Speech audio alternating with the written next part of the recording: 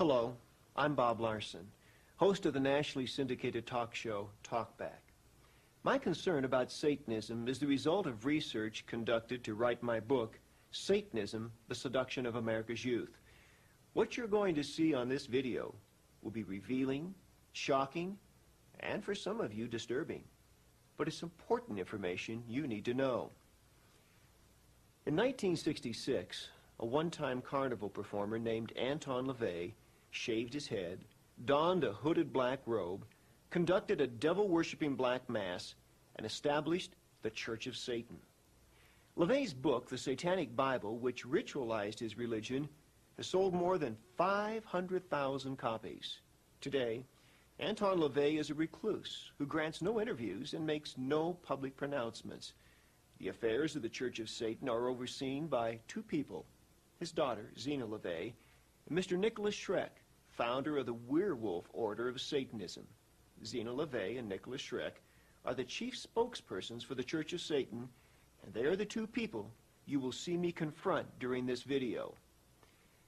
Whether or not you believe in a literal devil, you should be concerned about the plans of LaVey and Schreck to establish a satanically ruled society. This interview was not a debate with my countering the viewpoint put forth by the Church of Satan. The purpose of this video was to divulge information regarding the agenda of the Church of Satan, facts that until now have been cloaked in rumor and contradiction. After seeing this video, I'm sure you will be appalled by the evil teachings of Satanism clearly evident in the statements of LaVey and Schreck. You may wish to use parental discretion for younger children during some parts of this video. And now, the first family of Satanism.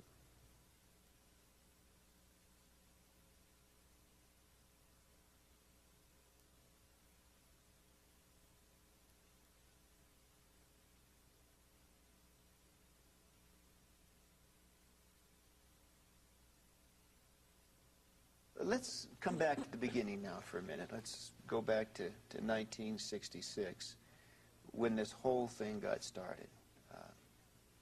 The suggestion is that your father hit on a good gimmick.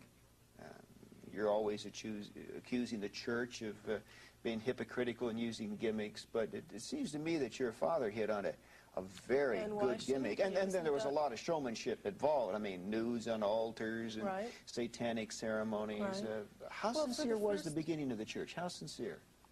It was quite sincere. There had to be public attention to pave the way for Satanism to be a recognized and above-board religion, as it had never been before. So there had to be public attention. You don't have a movement without moving.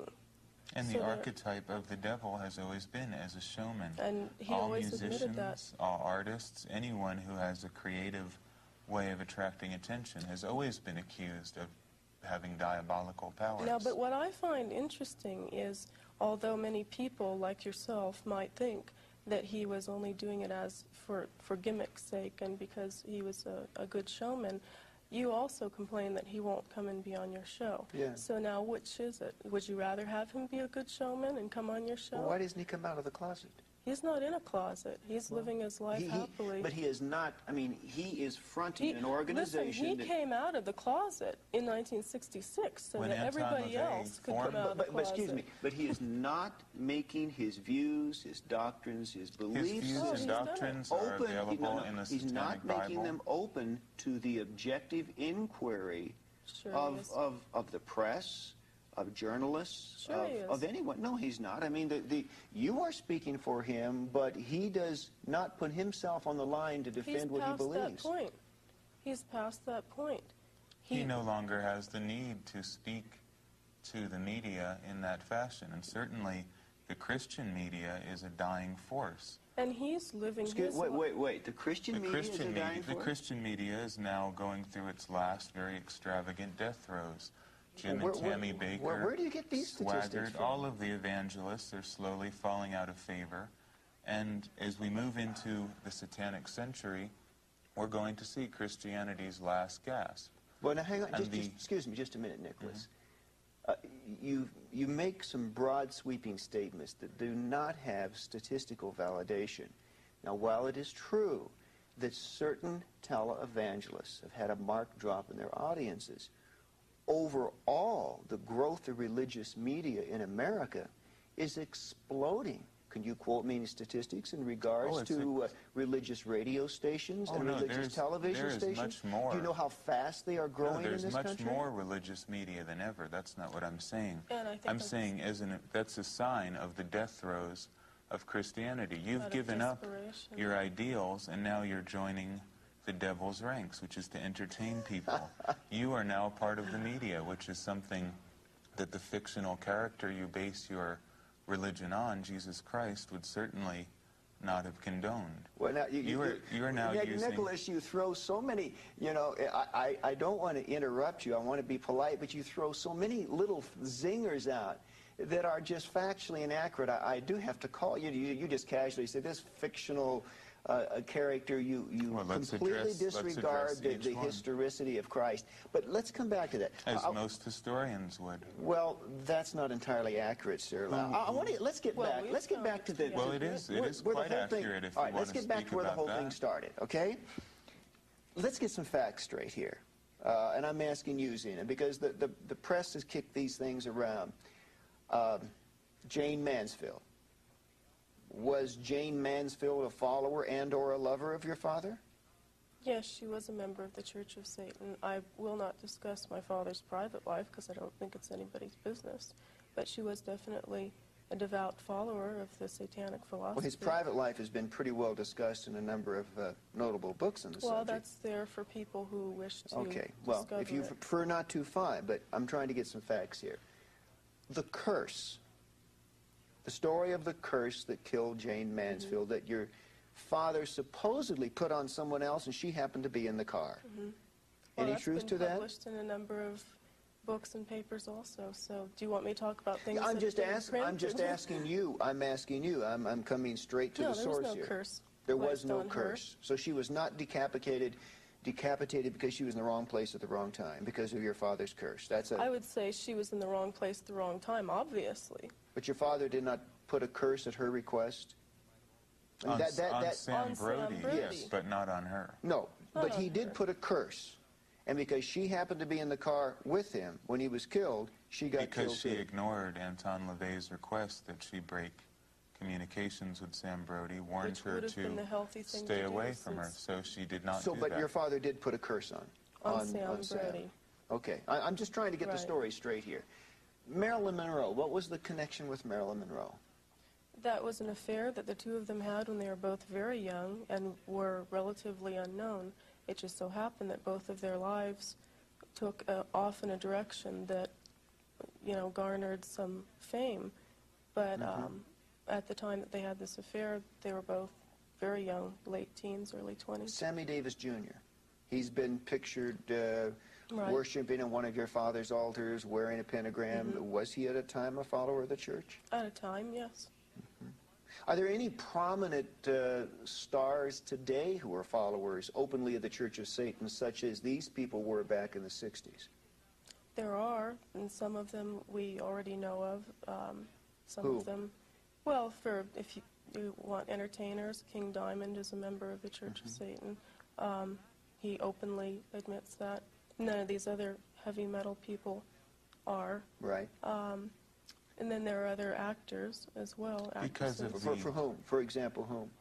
Well, because of the recent hysteria we've seen, I'm not going to put their There are people in every in field jeopardy. of endeavor, in architecture, science. Excuse me, but why? Fact. You see, you blame it on hysteria, but in fact, if they're a follower of Satan, should they not be willing to step forward and say so? I mean... Well, that's what we're embarking on now. Well, what the 90s are going to see is a massive rise of Satanism. People are going to come out of the shadows and reveal themselves as thoroughgoing Satanists. Because what we're seeing now is the death struggle between the Judeo-Christian idea and archetype and the more ancient satanic archetype. Nikolas, for $100, anybody can join the Church of Satan. That's what the membership form says. And that's a lifetime membership. They can join the Church of Satan on that level. However, to become an active member of the Church of Satan requires that you are already doing something to advocate Satanism. Simply by joining, you do not become a Satanist. So that's just a quick, easy $100 to pocket. No, it's well, it is, because I mean, just what do you get for your $100? A little membership card that says, "Hi, I'm a Satanist." No, Satanism is not like Christianity, a way of gathering sheep together in one place. We feel that the best way to change the world into a satanic arena is by having strong individuals in different areas do their own individual work. So by joining the Church of Satan, you enter into the possibility of going into the higher echelons of the Church of Satan. But if you join a Christian church, there is some obligatory relationship that you have, some duties and responsibilities to perform. The Christian do you church, not have any duties? I mean, you pay your $100, you get your card, and that's it? You don't require anything? If that's all you choose to do. Most Satanists, as most Christians, are not fully committed. Most Christians are not fervent Christians. And you guys got that problem, too. Everyone has. When you are dealing with human beings, you have the problem of insincerity. How many Christians are truly Christian? I maybe met 5 in my entire life. Well, if they're not truly Christian, then they're not Christians. So that just becomes a semantic problem. Yeah, well, can you be a Satanist and not truly be a Satanist? It's a problem of semantics, as I said. You can say you're a Martian. Well, what does that mean? Satanism is a very broad-based word. To be a member of the Church of Satan is another thing. If I say Bob Larson represents Christianity, therefore does Bob Larson represent Jim Jones and Jim Baker and Jimmy Swaggart and Charles Manson, other people who have called themselves Christians? So you understand the problem. It's a question of semantics and definition. Okay, let's talk about the church for a minute, because there's so much that I would know and take for granted, and certainly you would know much more and take for granted, that the average person has no understanding of. It is a church. It takes that moniker. It presumes that position. And when we think of a church, we think of weddings, we think of funerals, we think of ceremonies of worship, of its views on everything from medical treatment to those are all activities that go under the umbrella of the Church of Satan. Let's find out what goes on in the Church of Satan. Well, one of the main misconceptions is that the Church of Satan is a physical building where black-robed people come to congregate. The Church of Satan is an idea more than a building. It is a large network of people internationally who are committed to the ideas of Satanism. We don't all get together and have bingo games and raffles like Christian churches do to keep everyone feeling like they're part of one big happy family. I have to jump in on you now. I don't approve of bingo games and raffles. No, I didn't say that you did, but you understand. And I don't think that's truly representational of the legitimate activities of Christianity. Okay, then, if you can say that, most of what you are defining as Satanism is not part of what we would define as legitimate Satanism, just as I will give you the benefit of the doubt and assume you are a legitimate Christian and Jim Jones was not a legitimate Christian. You're a legitimate Satanist. The Church of Satan represents legitimate Satanism. And some kid who gets a Slayer album and cuts the head off of a cat is not a legitimate Satanist. I wouldn't want to be anywhere near him any more than you would. All right. Now, let's talk specifically. Marriage. You perform marriages? Of course. What is the satanic marriage ceremony like? What do they do? They obviously don't wear white. They could wear white. They can wear whatever they want. There is no dogma or constricting. And there's no obligation. Well, what do you do? I mean, like witches have a hand fasting ceremony. Do you have something like that? Well, we encourage people to decide what they want. If they want a particular type of ceremony, then we'll help them write it. But there is no steadfast, hard and solid. The proper use of black magic is to find out what will work for you personally and devise a ritual that will fulfill your archetypal desires in a way appropriate to you. A ritual that would work for Bob Larson to get what he wants out of the world isn't going to work for the next person. Excuse me, you said black magic. You just let that roll off your tongue like, hey, easily. A black magic ceremony for Satan. Black magic, and again, it's a question of semantics, I would define as the use of will and ritual combined to create change in the world without any restraint on what that change might be. No hypocritical pretending that we are appealing to a higher force. Well, have you been to a satanic marriage? I mean, have the ceremony? Sure. What was it like? I've conducted them. You married people Sure. in the name of Satan. If you want to use that terminology, yeah. What did they it would do? be I mean, satanic. Well, It varies. what I'm Each trying to- marriage We've all is seen different. seen Christian wedding ceremonies. Right. So we know the philosophical frame of reference in which that occurs, but we don't know philosophically what's happening. Well, a satanic marriage is usually they're considerably smaller, more intimate, and because you have a gathering of people who are completely for you, and each one is different from the other. We don't have a set rule as to what the marriage will Unlike the consist of. Christian church that has an assembly line idea, a certain dogma is read, two people agree to it, you are now part of the Christian community in marriage. We feel that each individual should form a union with whoever they wish to.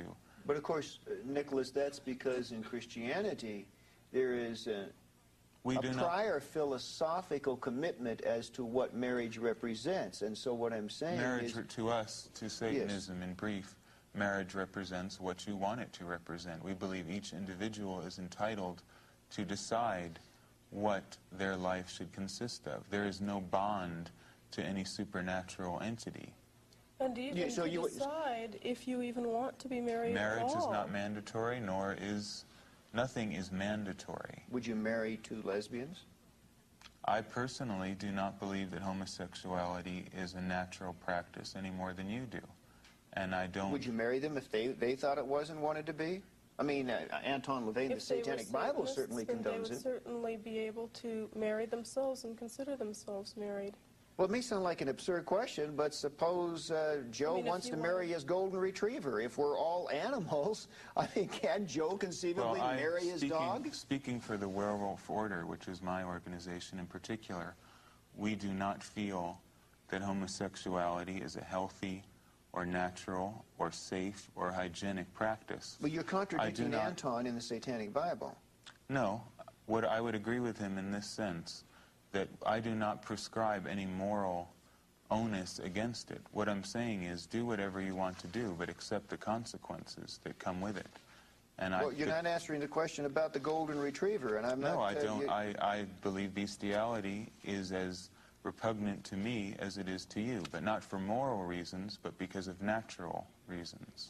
But earlier you said we're all animals. I mean, an We are- animal's an animal. Well, So what's the difference? Yeah, but a animals golden don't breed. retriever wouldn't mate with a Siamese cat. Yeah, only So neither humans. would a human Only and a golden humans retriever. who are so neurotic that they Well, break the natural law. Without getting too intellectual here, you do have some Oh, yes, I have a speciation, strong... differentiation, See, that's something... that in effect you're not willing to call morals, but in effect places you as a human animal on a higher rung of evolution's ladder, giving No. you certain No. priorities over what you do to the rest. No, absolutely not. In fact, I believe that animals should be protected by humans, as it is our duty as the inheritors of the earth to protect the ecology, to protect wildlife, and satanic ecology is forefront on our agenda.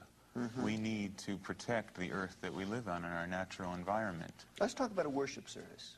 Okay, you have sexual rituals, compassionate rituals, and destructive rituals. And according to many Anton. more. Those are three Well, those are the three Those are main ones three. Anton Right. talks about. in the Now, Satanic Bible. Zeena, these are the three put forth in the Satanic Bible. Describe them. Destruction ritual. What is a destruction ritual? Well, we believe in vengeance. We don't believe in turning the other cheek. You keep turning the other cheek and you run out of cheeks. We feel that if you are wronged in some way, that you take it out with the person responsible, whether that's directly or indirectly, whether that's actually going to the person and addressing the problem or the issue specifically, or whether it's working it out through ritual. May I ask, before you go on, have you never had an experience in your life, I certainly have, where I felt I was wronged by someone else, only as I matured later in life to discover, in fact, that in that circumstance I was the one who was wrong, and it was my own selfish ego that placed upon it the imprimatur of saying I was wrong. So that, but what I'm saying is, if you claim the right to get even with anyone at any time, what if you're wrong? What if you do a destruction ritual? Well, how do you know that you were wrong? And what's wrong with your selfish ego? I would think your selfish ego is a healthier gauge of reality than some moral system found I in would think it's very blinding, because in fact, by instinct, how could that be blinding? We're getting back to our animal natures. We are beasts, and we decide from gut instinct whether we have been wronged or not. Excuse me, you've never done, Zeena, you've never done anything wrong and thought you were right? Let's back up even further. Maybe if what you were experiencing was some youthful ego thing that you think you were wrong, what about infants that are passed from one relative to another, and they're fine, and they get to one person and they just start screaming, and there's something there that's wrong, and an infant can sense it. Is that infant reacting wrong? Is that a wrong reaction? Well, I would say that on a much more simplistic level, that is the way we react. If we instinctively feel that something's not right, we have to go by gut intuition. What if you're wrong? What if you're wrong? What is wrong and right? And in our case, we are making up our reality. We decide what's right and wrong. You are letting the Bible or Jesus Christ or whatever God may be even decide. Common sense. I mean, even leaving God out of it, to suggest that you can make up your own reality, my goodness, that's what they did in Tiananmen Square. That's what they did in Germany in 1933. I mean, and that's what they're doing in America in These are examples of people who created their own reality. Everyone creates their own reality. The thing is, you speak for a consensus of reality which is acceptable. We speak for one which at this point in history is not acceptable. Well, so it's just a question of who manipulates the media, who has the most money to put their reality forth. Would you pardon me saying that I find a world in which your ability to conjure your own reality as you perceive it to be a very frightening world for people like me, because you see, I'm guided by some codified rules that tell me what is right and wrong. In your world, I'm not so sure I would feel very safe. Well, you would see that's your problem. You have, in the satanic world of the future, Christian churches will be allowed to continue because they pose no threat to us. We don't need Christianity. Christianity needs us. Sure. So we'll let it... Sure. Tell that to the Jews in the Warsaw Ghetto. Why, we're not going to put you in gas ovens. We're not going to kill you. We just want you to wear an armband. No, I'm not saying that. I mean, we just want you... No. I'm not saying I'm a humanitarian. Don't try to whitewash me. Hitler created a reality. Was it evil? Hitler was a masterful black magician. Of course, he created a reality. Was it evil? I'm telling you that I don't believe in good and evil, and nor can anyone decide what is good and evil. It's all based on historical and cultural values. In my point of view, the Christian religion is evil, in quotes, because it is negative. Nikolas, I'm not a Jewish survivor of Buchenwald sitting here with a number tattooed on my arm. If I were, well, frankly, I'd be incensed. I'd be outraged that you suggested... Well, they are incensed and outraged. They're incensed and outraged. You're not willing to say Hitler was evil? Absolutely not, because I'm not going to bow down to your level of good and evil. That's so primitive. Pardon? I'm telling the human race... What purpose would that serve? You want us to give you these lines... I'm telling you, you have to decide for yourself. No, I'm asking for parrots. You want rules. No, you do. You want rules. No, I'm asking you just a fundamental question of social colloquy in regards to how human beings treat one another. 100 years ago, Napoleon was considered the devil incarnate, the most evil person who ever lived. Now he's forgotten. Everything changes with cultural tides. Morals change with the weather. You can't say something is good or evil. You can only look at human behavior from a realistic perspective. Well, So yes, if you really want to look at what is evil, the book that you have sitting right there is probably the prescription for The more Bible? evil. The Holy Bible. That's right. And if you can tell me this is untrue, tell me. Throughout history. Exactly. In the name of more people have Christianity. died because of the Christian church in the past 2,000 years of its dominance. Was the Spanish Inquisition Well, evil? hang on. You And got I'm off not saying Hitler there's- here. You sidestepped Hitler. No, let's talk about okay. Hitler. Let's Whatever you want to talk about. We'll talk about this in a second. Let's talk about the Bible. Let's Fine, talk about let's- Hitler. Let's let- talk let's- about everything. I don't want to And misquote why- you. In but fairness also, to I think you, it's interesting. Why do we focus so much on Hitler? Why are you so fascinated with sex and I think Hitler? this is very I'm not interesting. fascinated with But sex, these and are I'm the not things that you- fascinated with Hitler. No, I'm not. Because sir. you keep bringing up No, the no, no, no, no, no, Holocaust no. and See, the these wouldn't survival. be I'm a- sorry, These are but juicy topics for you to address. those types And of, so is Satanism. ad hominem arguments really don't make it in a debate. Okay, I mean that's that's intellectually Well, what- dishonest, and you're a brilliant man, and even you know that. What do you want to get What at I'm then? asking What's the you- issue of well, our debate? the issue is, and I'm wanting to be fair to you. I'm not Well, wanting to put words in your mouth or misquote you. You're saying, are you then saying that what Hitler did to 6 million Jews cannot be morally quantified and called evil? Is that what you're saying? Absolutely not, nor can any act of any human being or animal be judged good or evil. There is You no agree such with that, thing as Zeena? good or Yes, evil. I agree with that, because if you look at every war, no matter whether it was the Third Reich or whether it was the Spanish Inquisition or any war, any movement has always caused bloodshed. Whoever won There the is war always- decided what evil was. And then the victors wrote history. So you always have to keep that in mind. If King George had won the American Revolution, George Washington would be remembered as one of the great evil tyrants of all time. History decides what is good and evil. But now So what if Hitler we're had seeing, won, If Hitler had won, obviously, your school books would say Hitler was good, everything else is evil. It's so relative that why can't we, But what- why can't the there's a human difference. race There's a difference step here. out of this There's 6 primitive million argument of good and evil? 6 million corpses. What about Stalin What about and 10 Stalin million and 10 Polish? million? Let's talk about- What let's about talk the about it. Ukrainians? Sure. Why is there Let's only talk about one? the Ukrainians. Why is there only one Holocaust, one evil? Was Stalin? What about in El was Salvador? Stalin- There are millions was of people Stalin's dying right now. slaughtering of the Ukrainians through famine a malicious act of evil? There's no such thing as evil. It was a typical act of a human being. And if you want to look at human history from the day that we came from the primordial swamp that creation began in, what you're calling evil is part of human nature. it's part of evolution also. How many? Now, what what about the millions of people who were killed in Europe, accused of being witches, children and women burnt at the stake, while crowds of good, pious Christians gathered around and watched them burn for a It was Sunday evil. celebration? I will call that evil. I won't call it evil. I'll say I it's will human call it nature. evil. I will call it evil, and I will take Well, it a then- step further to say that it was philosophically the antithesis and totally inconsistent with what the Bible teaches. Well, maybe the problem is... Now, hang on. What Nazism did to the Jews was philosophically consistent with the occult Aryan ideas of Hitler. So what I'm saying is... Well, that's the what you're witches- deciding because you're a Christian in 1989.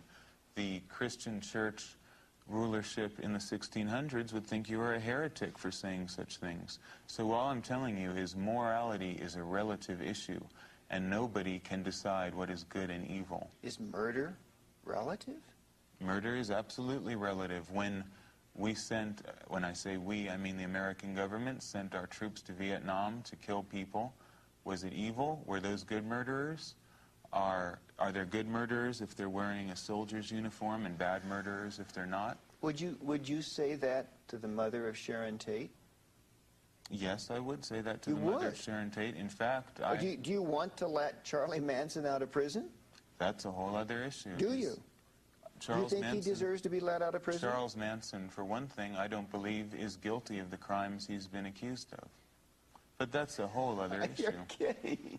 Well, how much do you really know How much about do you know all of about these Charles things that you're Manson? How talking much about? do you know about Hitler? Well, How much do you know about now, wait a anything? minute. Zeena, Charlie has pretty well made his philosophy known. I mean, he's spoken clearly and openly.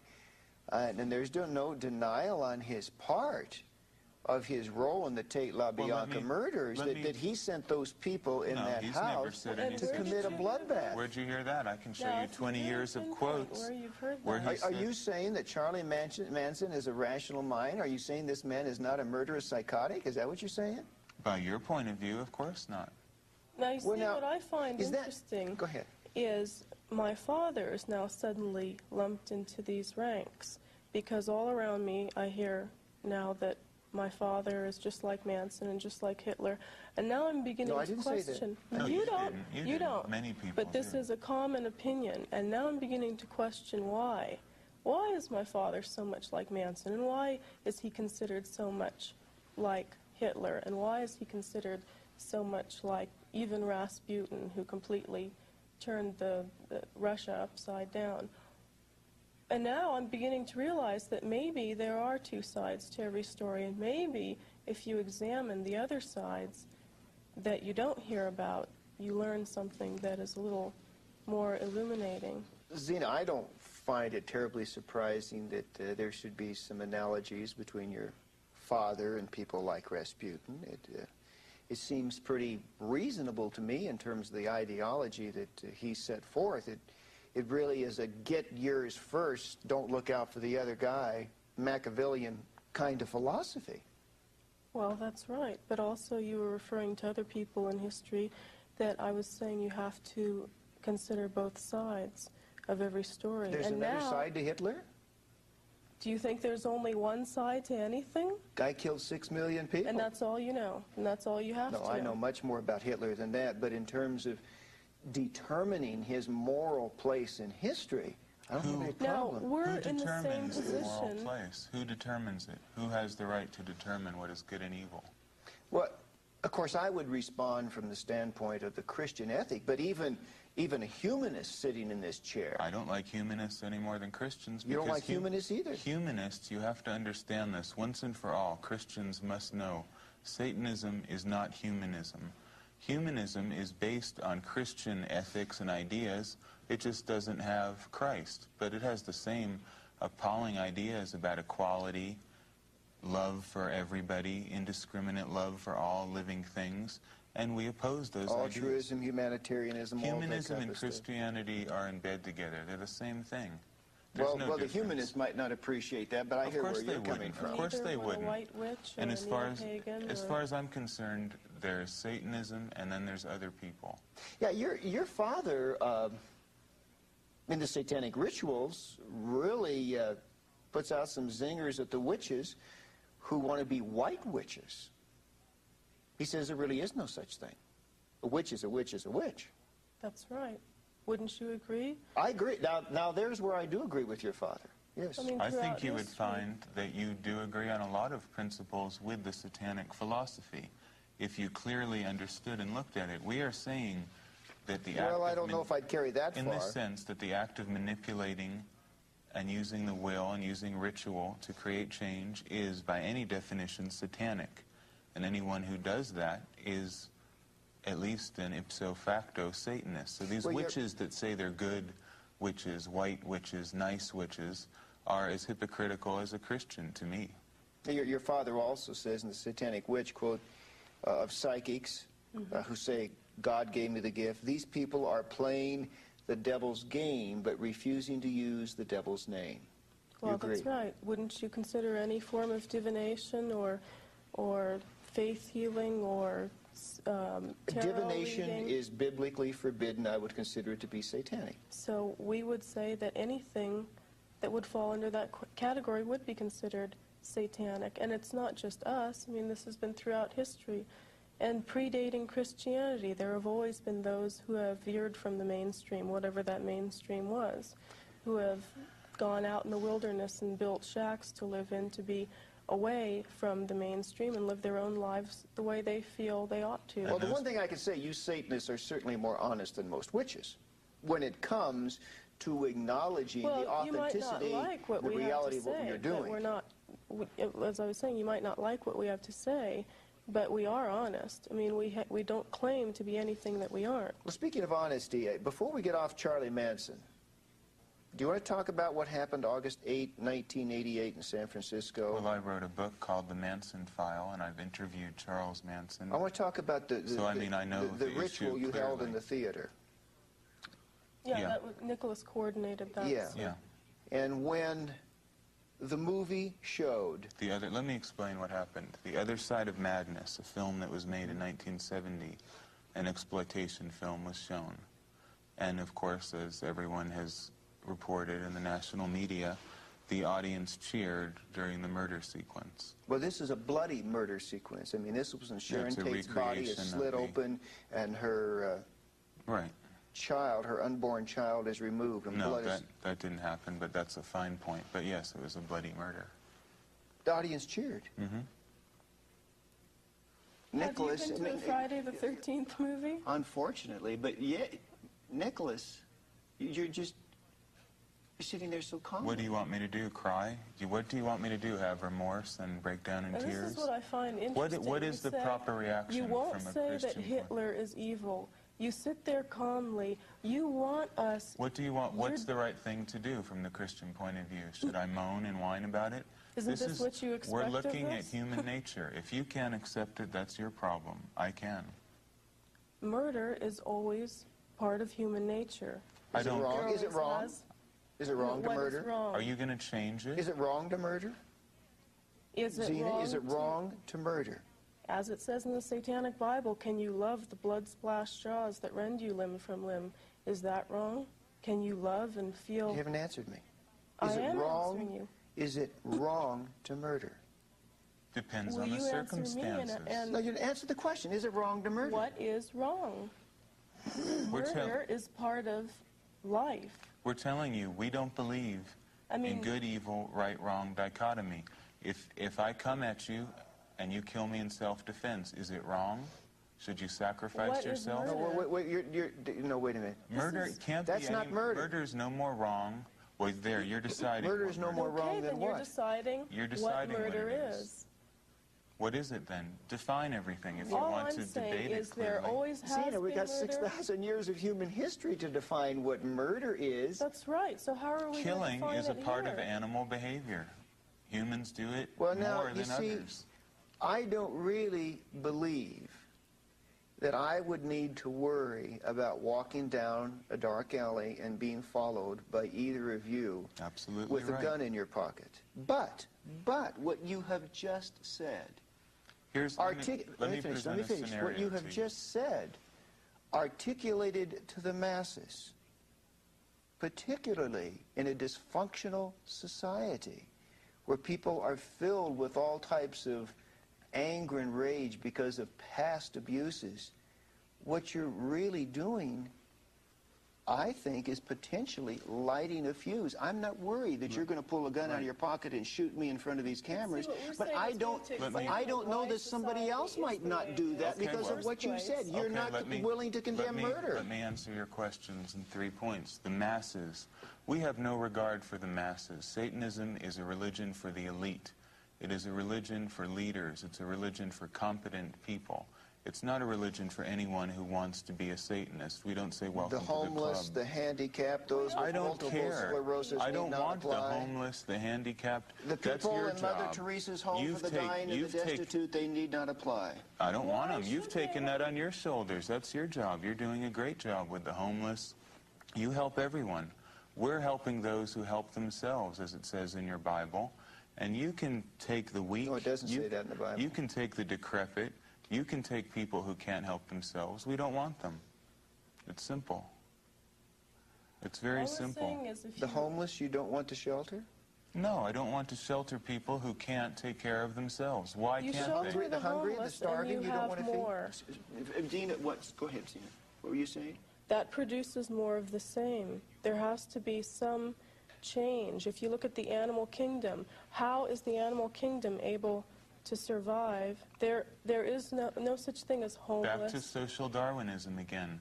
In the animal kingdom, you preserve what is strong. Hang on. You give more food to the stronger animal. Until humans you don't feed intervene the and start weaker killing one. the animals. I'm trying to... There's no welfare in the animal Nicholas, I'm world. trying to remain as academically detached as I possibly can. It's not an academically but detached what you're saying question. is so absolutely disgustingly outrageous. Now, And just to wait, me- just wait a minute. Let me... To me, it's disgustingly outrageous Zeena. that you would help these weak people who are draining our resources, who are causing so many problems. We could be doing positive things in the world. Zeena, I want to ask These you... weaklings are taking away all of our energy and resources. And you've decided to help them. That's disgusting to me. You've never been to a refugee camp. Why would I possibly want to go to a refugee camp? Well, Zeena, I've been You have there. this I wanna ask masochistic Zeena. love for She's a woman. weakness. And what do you think that'll gain you? Because You wanna ask me? women have more 'Cause women sensitive are natures. soft. I just want to make sure it isn't this firm resolve of this man who's over. If you think that you're going to get a soft reaction from me because I'm a woman, then you I'm won't. not. If you were in an Ethiopian famine camp, What would You I would- be doing there? you Isn't would that the not- problem of the Ethiopian government, to take care of their own people? Why should we be taking no, I tell you care what it's of the them? problem of. It's the problem of a communist totalitarian ideology in the Mengistu government that put those people in the place. I agree with you there. Well, sir, that's a philosophy fine, so of that's fair. dialectical materialism, a communist me-first No, but- philosophy oh, that is nonsense. Let not me- far from what you've said. See, now, that's- just okay, wait, let's wait, put wait. it back let's on get, an let's, academic no, level. no, let's get back to the refugee camp. Okay, now... You don't. I want to ask Zeena. Zeena, you don't want to feed starving people. You want them to die. That's what you're telling No, me. I like your salesman technique of putting words in people's Well, mouth. then you speak for yourself. Did I ever say I want them to die? I'm saying, why do they exist in the first place? Would you feed them? Why would they be allowed Would to you raise exist? money? Would you do what you could to collect the resources to feed them? Would a wolf raise money to collect resources For to the feed whelps of the living. a monkey in the tree? Just yes or no, would you? I'm using analogies. No, of course I wouldn't. If I did that, wouldn't they become more and more dependent on me and less dependent on themselves? No, not Why is necessarily. that? Well, that hasn't been proven yet. No, so. not necessarily. Well, if you look at the welfare state we have and the people who are on welfare, What are isn't they it doing true to that there are improve their lot? generations of Nothing. there are generations of welfare recipients? I It's not understand like that. it's not like just a temporary thing. No one's defending welfare. Well, but it's all the Here's- same look, But concept. we're talking about You people. just- No. We're not talking about either lazy people or incompetent people. Incompetent people. No, Yes, we are. sir. The Ethiopian government is incompetent. But the people who suffer the starvation did Why not. do we have a responsibility to help them unless we believe this nonsense in the Bible? Because they if we're realists, we because they're don't human have any. beings. Because they feel pain. Because they suffer. Because they hurt. Does not the hurt and pain That of isn't another enough. That isn't enough reason does for not the hurt and suffering of another human being at all touch if the human being is worthy So of what my you're attention. I love people who are worthy of my love. That's very few. And what you're saying People is who we are have- strong, I admire them. I'll help them. I won't help people who are weak. And Okay. what you're saying is we have to take the responsibility of other people's actions upon ourselves when we've done nothing, absolutely nothing, to have that result. We didn't do anything to Does that promote. matter? They hurt. I mean, they're in pain. Does it matter? Does it matter? They hurt. I mean, you hurt. You call yourself an animal, but you hurt. You cut your finger. You bleed. You And we take care trip of and it. fall We and take break care your of leg. it. Where's the But social agency that helps hurt Satanists? It doesn't exist. We help ourselves. And we encourage the same kind of self-discipline. Well, you go to and the same fortitude. hospitals I can And go let me to. tell you something. When I go to a hospital, they see I'm dressed in black. They look at what they call occult symbolism, and they say, oh, you're a Satanist. I get treated last. That's because Well, you've chosen to wear the and I'm proud of it. I'm not complaining. I'm And saying, why don't they look say, at the reality you're of the wearing world. a camel hair blazer. You're a Christian. Why should we? I wouldn't, I'm not asking I for wouldn't help. treat you last. Okay, but I'm telling I you wouldn't that's treat you the way like the that. world is. Standard We don't hospital. look for help. Why should we give help to others? This is, Zeena, this is your father's book, the Satanic Bible. I mean, this is it. This is the diatribe of the devil that has brought together thousands of people in your belief system. I dip my forefinger in the watery blood of your impotent, mad Redeemer and write over his thorn-torn brow, the true Prince of Evil. Isn't that poetic? Do you believe that, Zeena? And aren't you taking it a bit out of context? I'm reading it. I mean, I'm reading Oh, it. Well, okay. isn't Hand me Jesus- that Holy Bible, and I'll read you something, too. Zeena, you know what I'm reading. I mean, you know the Isn't book. Je- It's page By our 30 right here. standard, Jesus is the true Prince of Evil. Will you let me read something from my own book? Well, let me read it first, Oh, okay? and why is that? You don't want to... I'm reading... Why can't I choose things to read as you would choose things from your book carefully because to I'm read? the person conducting the interview right now. Well, maybe we should interview you. But survival of the fittest. You I are a gaze social into the Darwinist. glassy eye of Why your aren't we- fearsome Jehovah. Right? I pluck him by the beard, I uplift a broad axe, and split open his worm-eaten skull. Right. Did you know who wrote that? You tell me. Do you know who I Ragnar don't Redbeard is? Who? Ragnar Redbeard? No, yes, Redbeard, yes. He wrote this. Well, your father's re-quoted it here. Okay. Whatever the case. Now, this is violent. This is abusive. It is... To Jehovah? It's insulting, but beyond the insulting part of it, do you not find any reprehensibility in using this kind of language? Mind you, I don't believe that Buddha is God. I don't believe that Muhammad was a prophet. But I would never write something like this about Muhammad or Buddha. That's because you feel like you have to please everyone. No, all the because time. I would have some feelings of sensibility. I mean, you don't feel that there's any inciting of any violent rage in people in this type of language? Obviously there is. Of course I'm there asking is. Zeena, do you? Of course there is. Oh, you do believe there is the inciting? There's the inciting of some realization. I wouldn't say of a violent rage. There's the inciting, what I've heard anyway, that people read that and they say, yes, that's the way I've felt all my life. All right, I want to go through the 9 satanic statements, and I'm going to ask each of you alternately, if you will, to elaborate on them so that there is no It should be misunderstanding. pretty self-explanatory, but Unlike the Okay. Christian Bible, the Satanic Bible speaks for itself. It requires no scholars to have councils There's of no Trent to hidden decide meaning. what this word meant or I that wouldn't word. say that the Bible does either, but let's get to the 9 satanic statements, okay? Satan represents indulgence instead of abstinence. Zeena? isn't that self-explanatory? What is indulgence? That you have to be good to yourself before you can adequately be good to others? Is that evil? Is that wrong? Are there any limits on that indulgence? There's another section in the Satanic Bible that differentiates indulgence from compulsion.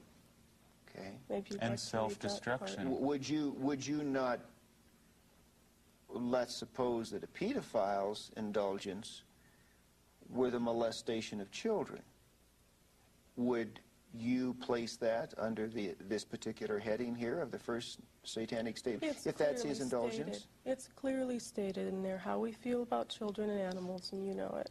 I'm It says in- asking you. It I'm says in asking the you. Satanic Bible that we revere children and animals above all things. So there are limitations on the indulgence. Of course.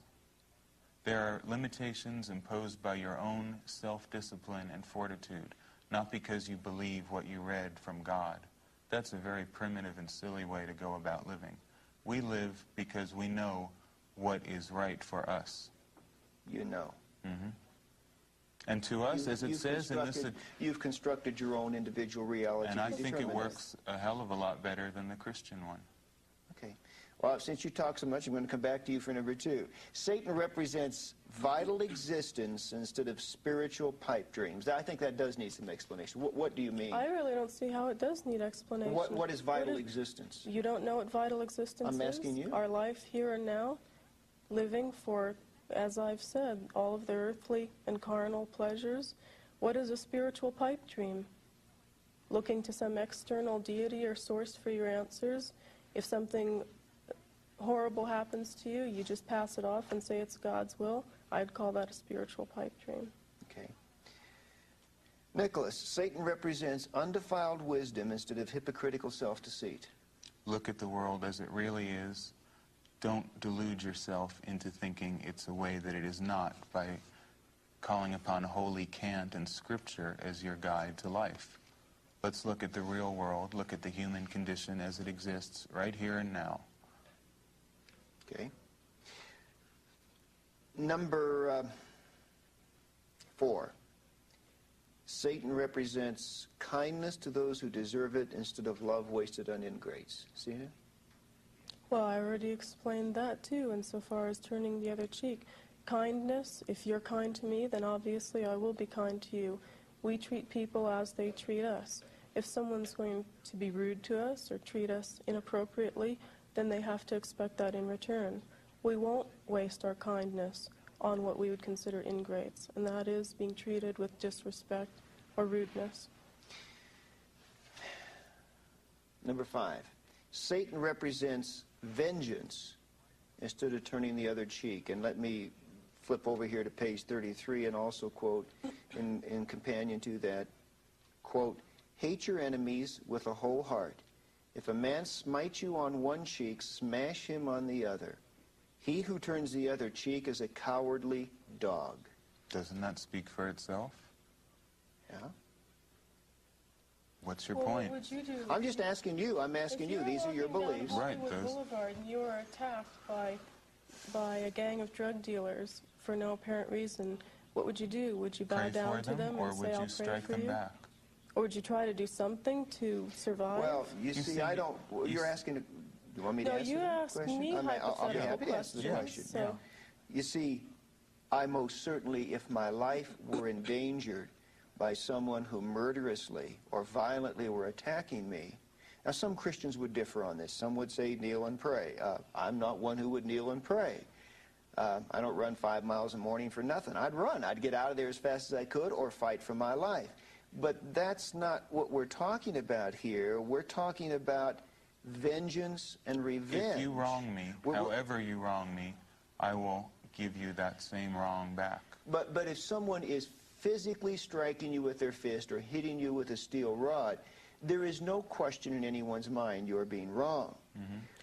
But in the abstract, and this is what we get back to earlier, it seems that you reserve the right always to determine who is the wronged party by your natural brute instincts. Yes, and what I I'm do. saying That's right. is that the Bible tells us that the heart is deceitful and wicked, and who can know it?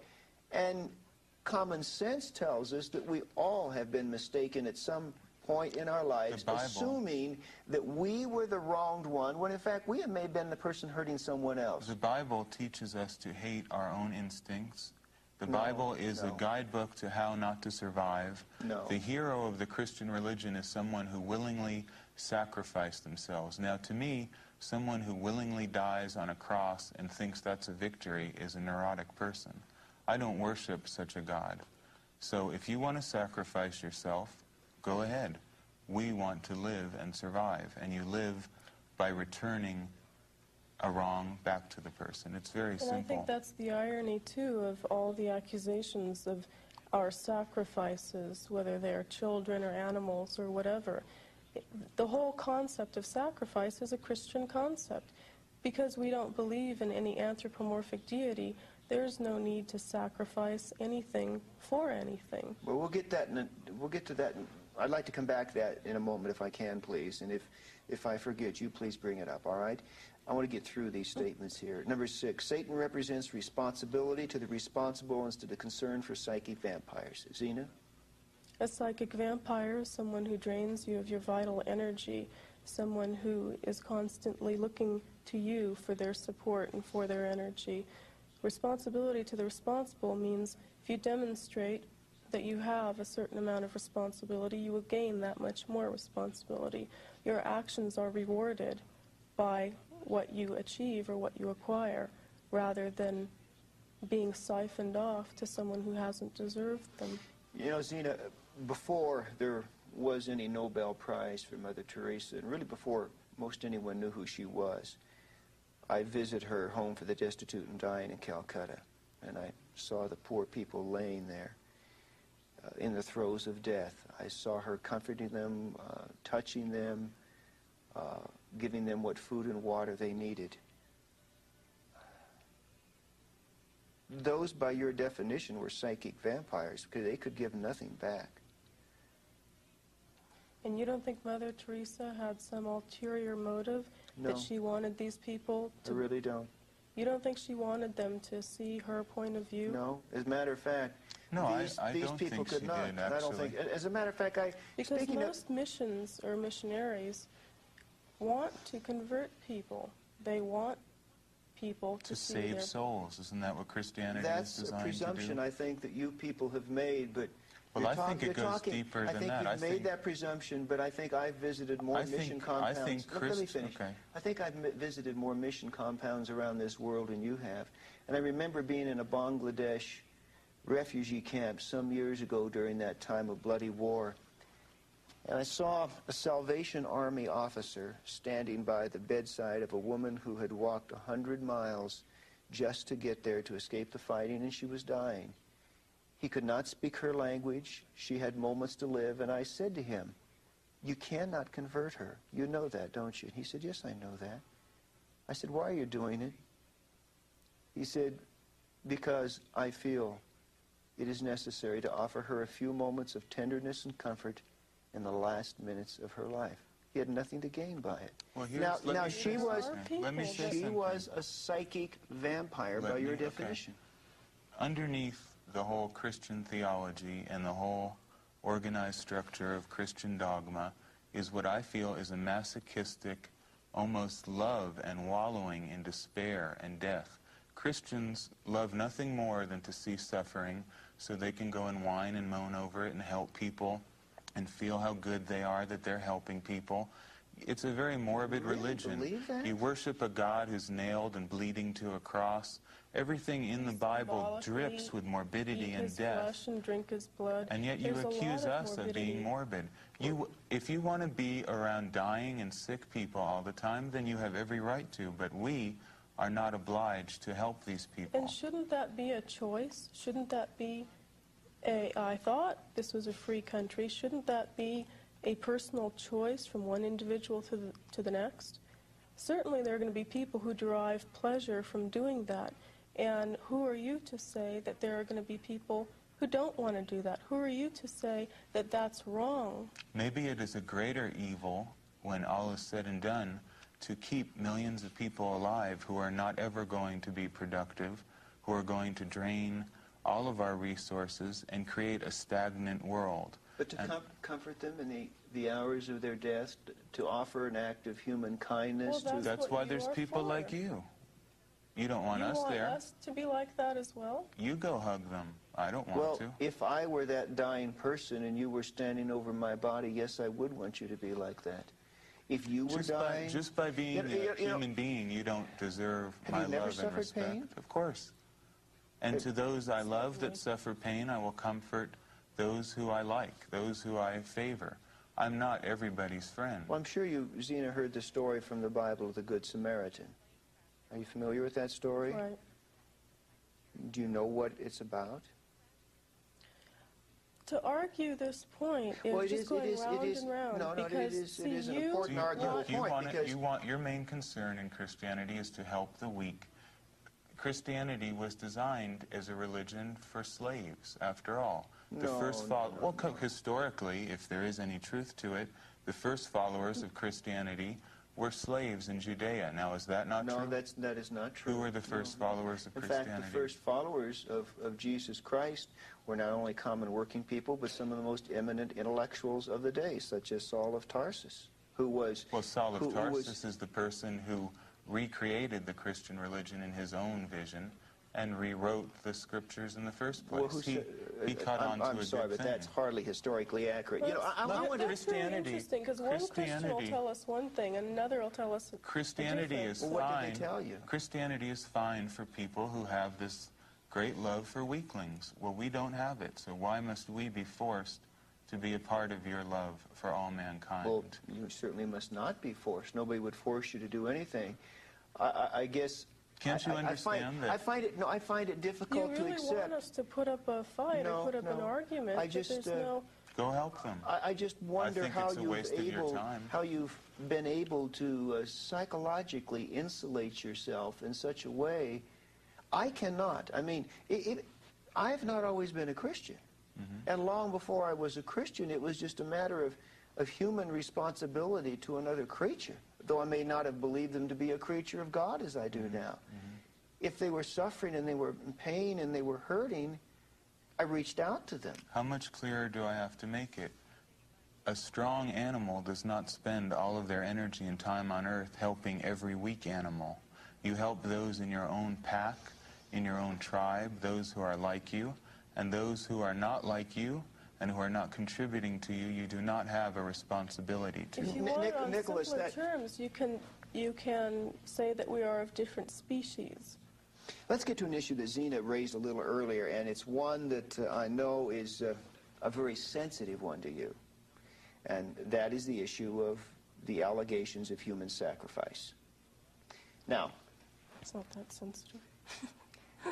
I will first of all go on record as being very clear in stating that my understanding the Church of Satan official ideology, the party line, is that we do not condone,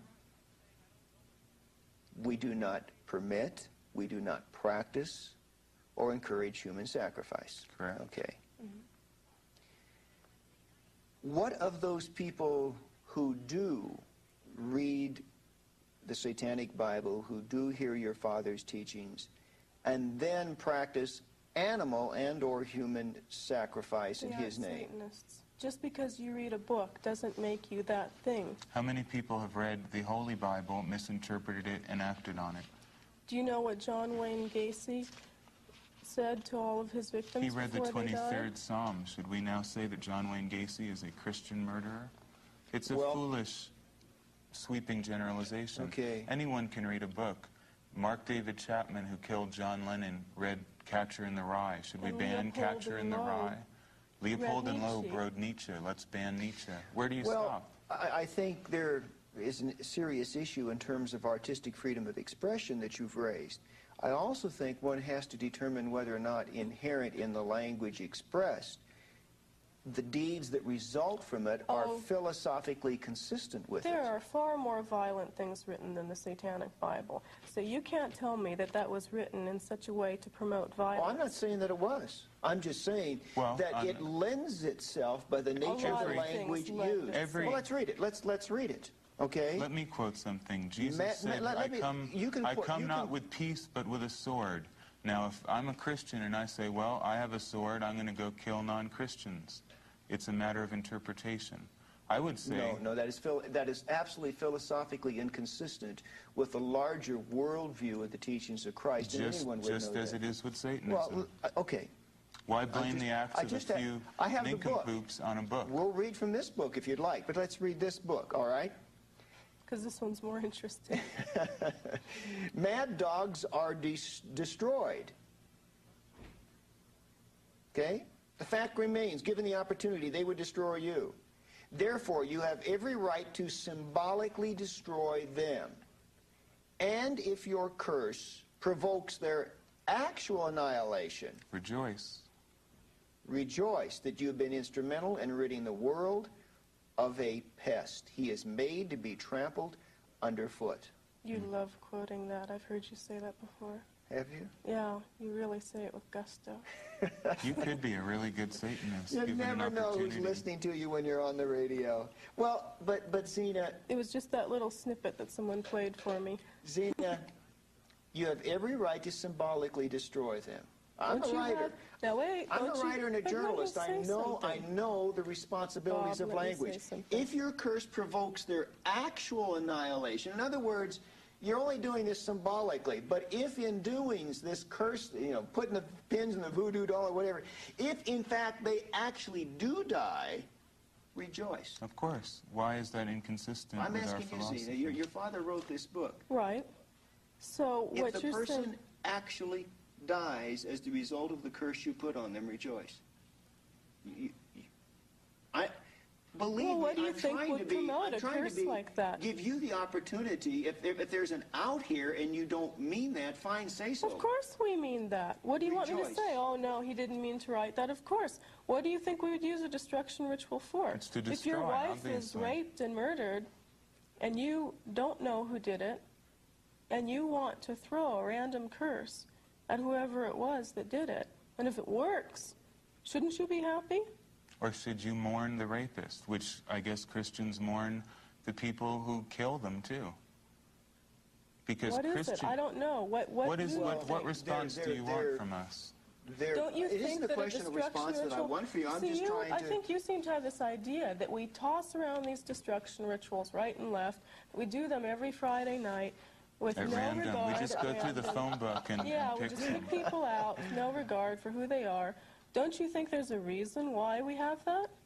Sure, you feel that you've been wronged and have a right to get revenge. And explain to me why that is wrong. Explain to me if it's something that's so blatantly obvious.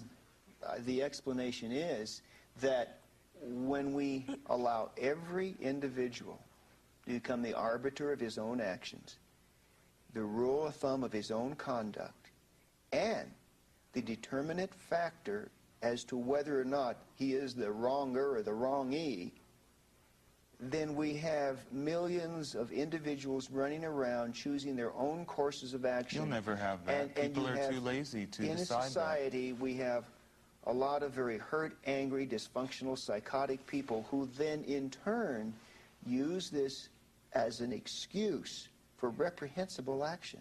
Granted. And they use Geraldo Rivera, too, as an excuse to kill their mother, because Geraldo Rivera brought Satanism. A psychotic could look at TV Guide and find a motive for murder in it. It's really a moot point. You can read any book in the world and find an interpretation that you feel is valid to it. Music. This is your album, Nikolas. It's called Radio Werewolf, The Fiery Summons. You're pretty good at marketing yourself. That's the devil's place. Job. Illusion and showmanship. You mean the devil is alive and well in Madison Avenue? Of course. Advertising I is think the you and I devil's agree with trade. that. You're a self-described satanic musician. You've heard his music, Zeena. What does it sound like? You tell me. It's more along the lines of classical music. It would be the equivalent to, it is satanic gospel, I guess you could say. It would be the equivalent of what you have. Except the word gospel means good news. In this case, it's Good bad news news. to us. It's good news. Bad news for you. What does the music do to you when you listen to his music? Does it affect you in a certain way? Is there something about the mood, the ambiance of this? What does it do to you? Well, the music and I'm beginning to work with Nikolas on his music. We make music for a purpose. It's not just background music, or it's not just, fluffy, light stuff. This is not elevator satanic music. It's ritualistic music. It is music that by even the act of listening to it, you are participating in a satanic ritual. By listening to, so if I put this on and listen to it, I'm participating. But you're a listener. I'm asking you, how does it make you feel? It's very stirring. It's very emotionally charged. You can't listen to this music and say you don't feel something, because you do. I'm sure you would probably feel either hate or fear or rage or something. I don't know, maybe he's a great musician. I just say the guy's very talented. Right, but I would say that someone who would listen to it would probably feel very similarly to how one might feel if they're listening to classical music that is bombastic and emotionally charged. Here's a song called Incubus, which is about sexual cohabitation with demons, a human being cohabiting with a spirit being. Right. That's what it is. That's correct. True. So, and how does that make you feel? Well, this is another this is a woman mythology. cohabiting with a demon. Right. There are succubuses, too, which does that make you want to do it, or what? Really bring it down to the lowest I'm asking level. you. He says it is ritual music that draws you into its intent. Particular I'm asking a point-blank question. That Don't particular pass it on. song is Does designed... it make you want to do that, or what does it do? He's named it Incubus. What does it do? It's very stimulating, of course. It's designed for sexual It's designed arousal, to sexually stimulate. Of course. Prepare one for a cohabitation with a demon? Well, I don't believe in demons. I'm using a mythological word, incubus. It's an archetype. It is a real force, but you believe in demons. I don't. You're talking about demons. I'm not. Is this commercial music? Is this is it going to sell, or is it just Satanists who listen to this, or who's going to run out the record store and buy Satanists it? listen to it, and people who respond to a satanic philosophy, whether they call themselves Satanists or not, listen to it. But it is not intended for the millions. Certainly not. You mentioned King Diamond earlier. King Diamond is a member of the Church of Satan, correct? King Diamond is a metal musician, kind of thrash metal, black metal. How do you feel about the Metallicas and Slayers of the world? Well, musically, I think I hate rock music. I think rock music's one of the most dangerous influences on young people in a long time. Well, why is it dangerous? It promotes self-destruction, which we're adamantly opposed to. It promotes the use of drugs. It promotes a very conformist attitude, even though rock musicians and... Under the guise of nonconformity. Does it bother you, Zeena, that they're kind of using your symbols and your faith and ripping it off to get rich? No, I wouldn't say it bothers me, because they're doing what they have to do. It's a sign of the times, unfortunately, but it is... But if it gets a kid into Satanism, hey, isn't that better for you? It doesn't, though. No, it No, really but it doesn't. doesn't, because it they doesn't. don't All it have a does is clear give them idea. a surface illusion, which really has nothing to do with Satanism. So it is of no value to us that these people utilize satanic imagery. If we had public record excuse me, I burnings... don't understand why. Because it seems to me... Because that isn't Satanism, what they're encouraging. Drug use, the whole heavy metal aesthetic. What's getting them away from Christianity? Isn't that... No, it really isn't. It really isn't, because these And that kids... isn't better either. No, I mean, just getting away You're from... real ideological purists. Absolutely. We're an elitist organization. I mean, we feel that if people are happy being Christians, that they should stay that way. I'm not interested in driving people away from Christianity whatsoever. If you want to be a Christian, you have every right to be a Christian. We don't want you to become a Satanist. We just want people who are already with us. We're not trying to convert or proselytize. And I think that has not been understood until this point.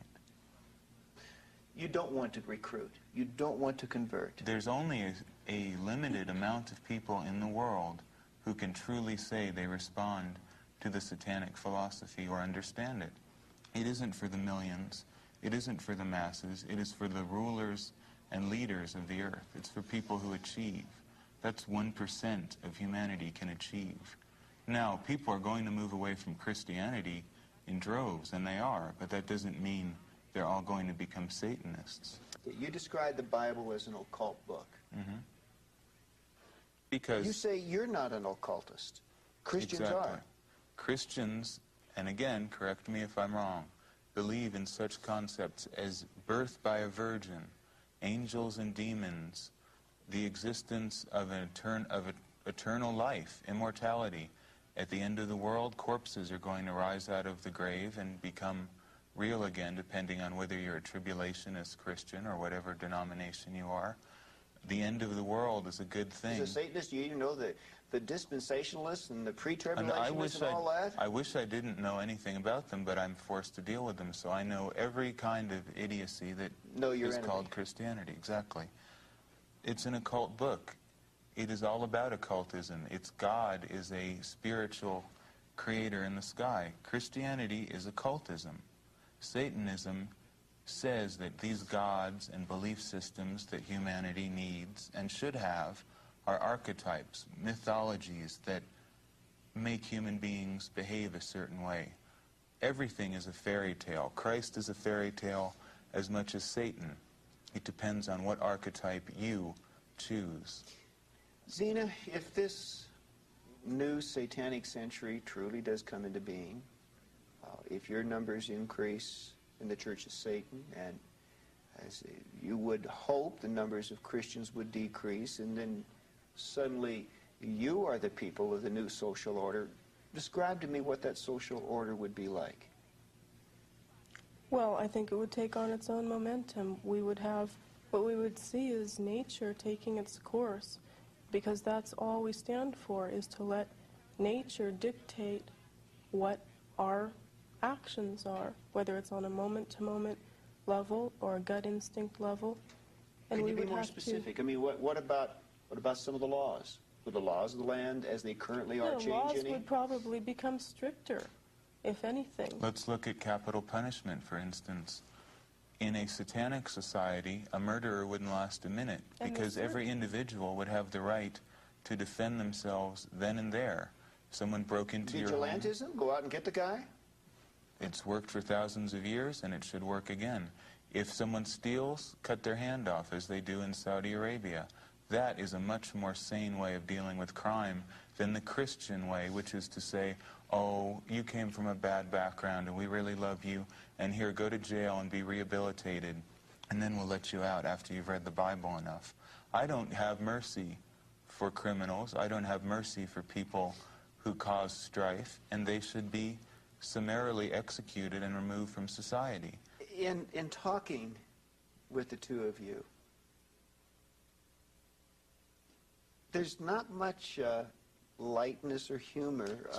That's because you're talking. This is all really.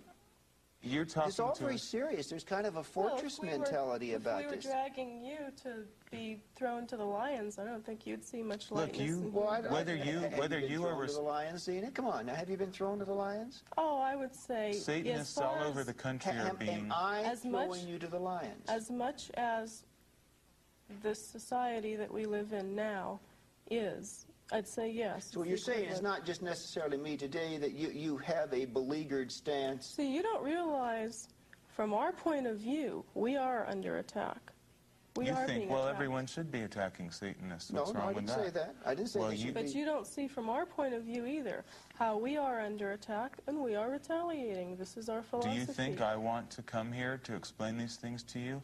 We're being attacked every day by the media, by religious fanatics, and by people like you, even though you claim to be rational. Called upon to we have a lot of other things to talk about than say why we're not this and why we're not that, but you constantly attack us and slander us. If you're going to say the Satanic Bible is responsible for murder, then you're going to have many more Satanists coming out. I don't see that as an attack, because I think that I have the right, as a journalist, to cite quotes that I think encourage negative behavior. But we have the right to cite the Holy Bible, and you say, well, all these things aren't Christian. No, I say that they are philosophically inconsistent with what is taught, that they are. Well, I seem to see this double standard. Why is there a double standard? Why? There's Jim Jones, the Spanish Inquisition, because all kinds of religious and holy wars. It's very simple. Because this book says, turn the other cheek and love your neighbor. It says so many things. This book says, hate your neighbor and get even with that sucker. That book also perform a destruction ritual on him. That book also says that witches That book says thou shalt not suffer a witch to live. That was the theocratic state of Israel. Well, it's in that book. Why don't you take it out?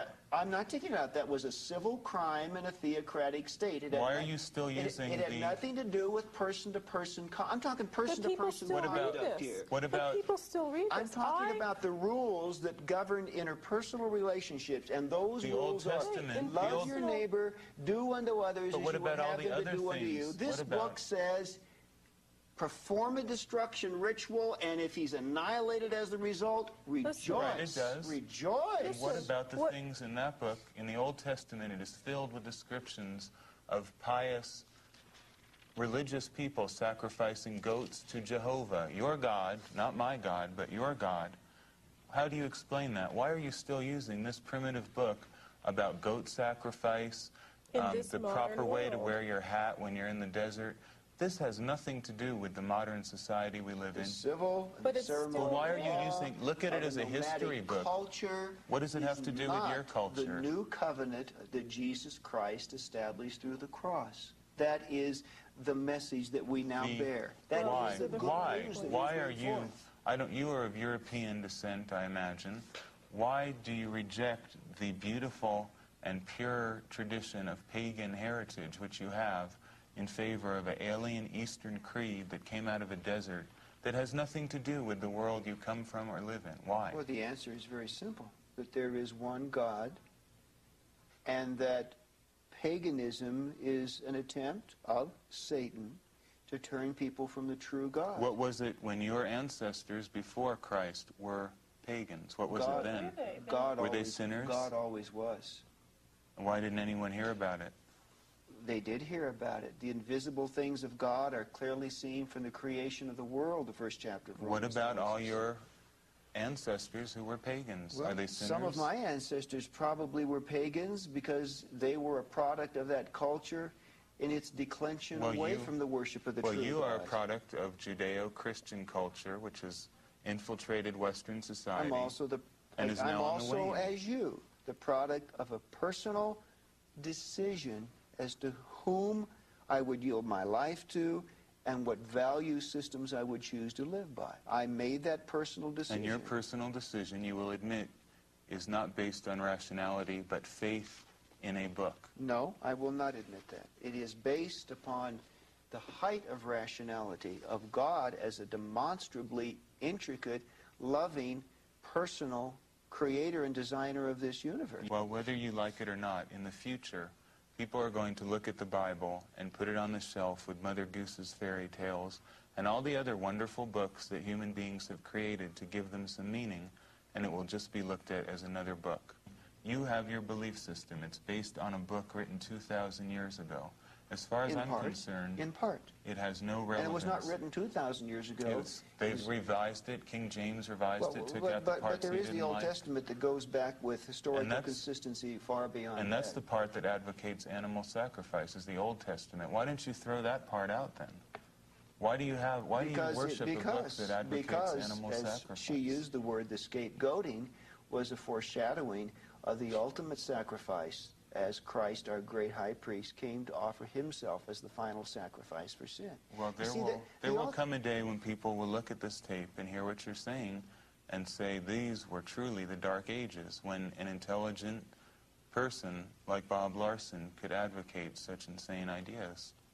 The idea that God would love us enough to give of himself for us, I don't consider that to be insane. I think it's the most beautiful idea on the face of this planet. So Santa Claus is a nice idea too, but I wouldn't set up a church based on it. But what it does is that it does for me what I could not do for myself. You see, as a happy. Satanist, you can save yourself. It makes you As feel... a Christian, I cannot save myself. Well, I'm telling you, what if I told you you're free? There is no God, there's no heaven or hell. Bob, you're free to do whatever you want to do. You're a fairly rational person. I trust you. You can dismiss all this nonsense and live your life now. You wouldn't go with that. You'd rather still... Well, I would have to make both a decision of faith as well as a decision of my intellect to determine whether or not that was truly true. Have you never doubted that this book, the Bible, may not be an accurate portrayal of the universe? And I've doubted many times the veracity of what I personally believe. And like all people, I'm on my own pilgrimage to find what has theologically been called that ultimate ground of being, that ultimate truth. But as I continue, I'm continuing a pathway paved by mercy and justice and goodness and love, not one paved by vengeance and hate and retribution, where the strong survive. Those are the two things that are antithetical. What you're talking about, love, mercy, forgiveness, peace, that's all theoretical. Not if you're the recipient of it. Not even any Christian is practicing that at this moment. Christians are cheating on their wives. Christians are killing each other. And the Bible and your church aren't going to change anything about that. Until you look at human nature realistically, you're never going to have a sane perspective on the world. Finally, in a nutshell, your view of Christ and your view of Satan. So there's no misunderstanding to anyone as to what you truly believe about both. I'll let you go first and Zeena last. Christ and Satan. Christ is a mythological figure, just as the Easter Bunny, Hercules, Zeus, the Tooth Fairy. And if you want to believe that Christ existed and was a historical personage, that is your right. However, I place no importance on Christ or the teachings of Christ, except that Judeo-Christianity as a whole has, in my view, been a very dangerous cult that has destroyed human potential for 2,000 years, and I oppose the idea of Christianity. I do not accept the religious validity of Christ, but I do believe it is a dangerous social system, and I am glad to see that it's finally decaying. And Satan? Satan, just as all the other mythological figures I named, is a figure that the human imagination has created as an archetype. If you've read Carl Jung, you know what an archetype is. An ideal. It's a type, a form, and it has no more valid existence than Christ. However, you can decide a lot about a person, whether they resonate to the archetype of the God of death, which is Christ, the God of self-sacrifice and surrender, the God of the meek and the weak, or Satan, who is traditionally the God of the strong, of the powerful, and of the leaders of the world. Zeena, Christ and the devil. Personally, I don't even give them the time that I think the average Christian does. I don't view Christ as anything more than just what Nikolas said, an archetype. Satan, it's clearly been stated that we use it in the representative and symbolic sense of meaning the adversary, or the opposed, or the one to question, or the rebel, traditionally. And any anthropomorphic form that Satan may hold, you would be more likely to find in something that's right around us. A physical object, maybe a car. Or No maybe God, no devil, just us. It's That's up what to you you. say. Just us as That's animals. what it boils down That's to, it. yeah.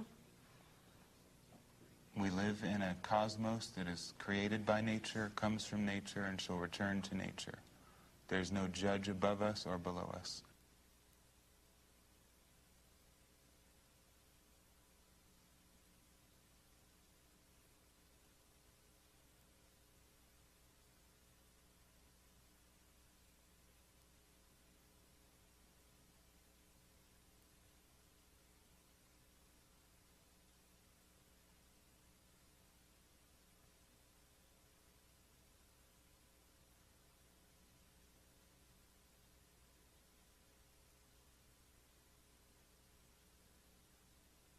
You may be stunned by what you just saw. It's shocking to hear anyone, even Satanists, calmly discount love, compassion, and moral decency. Don't comfort yourself thinking the ideas of LaVey and Schreck are pretentious. They meant every word they said. Satanism is not the stuff of Gothic horror novels. It's an active ideology dedicated to the subversion of values we hold dear. Satanism can and does affect you. Satanic crimes are increasing. We've recently learned that international drug dealers look to black magic for assistance. And far too many teenagers are drawn to devil worship because their lives are devoid of love and meaning. Combating such incredible evil is not the job of politicians, policemen, or theologians. That responsibility belongs to you and me. The Bible tells us, do not be overcome by evil, but overcome evil with good. If you and I will be instruments of God's good wherever we go, the evil agenda of Satanism will be defeated. Be comforted by the words of 1 John 3:8. The reason the Son of God appeared was to destroy the devil's work. If your faith is weak, now is a good time to reconsider what you think about God, Satan, and the origin of evil. If I can help you, don't hesitate to write me. You'll find the address on this video. Thank you again for taking time to watch The First Family of Satanism. This is Bob Larson.